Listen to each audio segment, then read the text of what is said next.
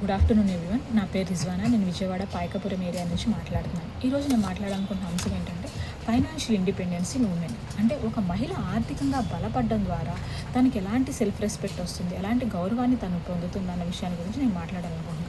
అయితే ఈ మాట మాట్లాడే ముందు నేను చెప్పాలనుకున్న మాట, ఒక సందర్భంలో అంబేద్కర్ గారు ఏమన్నారంటే సమాజం యొక్క అభివృద్ధి ఆ సమాజంలో ఉన్న మహిళల అభివృద్ధి మీద ఆధారపడి ఉంటుంది అని చెప్పారనమాట. ఇది చాలా చక్కని మాట, చాలా ఇంపార్టెంట్ మాట అనమాట. ఎందుకంటే ఎన్నో సంవత్సరాలకు ముందే ఒక మహిళ ఆర్థికంగా ఎదగడం ఎంతో అవసరం అని చెప్పి ఆయన గ్రహించి ఈ మాట చెప్పారని నేను అనుకుంటున్నాను అనమాట.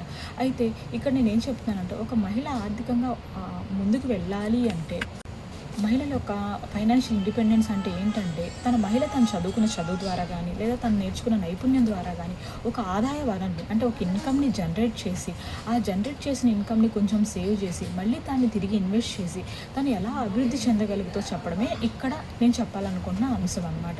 అయితే మహిళలకు ఆర్థికంగా ఎదగడం ఎందుకు ముఖ్యమంటారు అంటే, మహిళలు ఎప్పుడైతే ఆర్థికంగా ఎదుగుతారో అప్పుడు వాళ్ళ కుటుంబాల్లో వాళ్ళకి సమానమైన విలువలు ఇస్తారు. అంటే ప్రతి నిర్ణయంలో కూడా తన ఒపీనియన్కి కూడా ఒక ఇంపార్టెన్స్ ఉండిద్ది.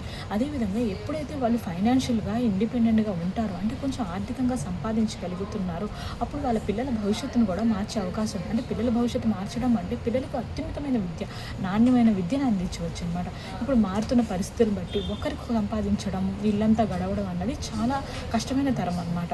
అంటే అలా కాకుండా కుటుంబంలో ఉన్న భార్యాభర్తలు ఇద్దరు సంపాదించడం, అంటే భర్త సంపాదనకి భార్య సంపాదన కూడా తోడైనప్పుడు క్వాలిటీ ఆఫ్ లైఫ్ పెరుగుతుందన్నమాట. ఇప్పుడైతే ఈ ప్రస్తుత కాలంలో విపరీతమైన అద్దులు, స్కూల్ ఫీజెస్, అదేవిధంగా హాస్పిటల్ ఫీజులు, ఫ్యూచర్ నీడ్స్, ఇవన్నీ చాలా ఎక్కువ ఉన్నాయన్నమాట.